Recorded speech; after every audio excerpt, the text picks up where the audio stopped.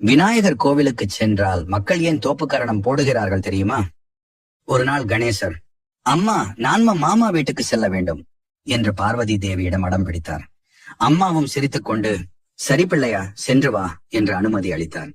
மிகுந்த சந்தோஷத்தோடு கணேசர், விஷ்ணுவும் லட்சுமி தேவி இல்லத்திற்கு சென்றார்.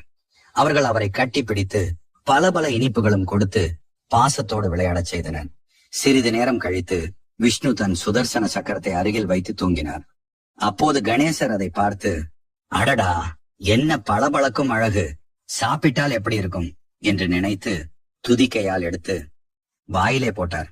அதே நேரத்தில் அரக்கர்கள் பூமியை தாக்க தேவர்கள் அனைவரும் ஓடி வந்து விஷ்ணுவிடம் உதவி கேட்டனர். பதறிய விஷ்ணு எழுந்து பார்த்தார். சக்கரம் இல்லை. அவர் கவலையுடன், சுதர்சனா, எங்கே போனாய் என்று கூவினார். அப்போதே, ஐயோ, என்னை காப்பாத்துங்க என்ற குரல் கணேசரின் வயிற்றிலிருந்து கேட்டது. விஷ்ணு எவ்வளவோ கேட்டார், கணேசா, சக்கரம் வெளியே விடு என்று. ஆனால் கணேசர் எந்த பதிலும் அளிக்கவில்லை. அப்போது சிவபெருமான் சிரித்துக் கொண்டு, இப்போ உனக்கு சக்கரம் வேண்டும், அதுவும் கணேசனிடம்தான் இருக்கு, அவனை மகிழ்வி என்று விஷ்ணுவிடம் கூறினார். அதை கேட்ட விஷ்ணு கணேசர் சிரிக்க தோப்புக்கரணம் போடத் தொடங்கினார். அதை பார்த்த கணேசர், மாமா ஏன் இப்படி பண்றாரு என்று வாய்விட்டு பெருசா சிரித்தார்.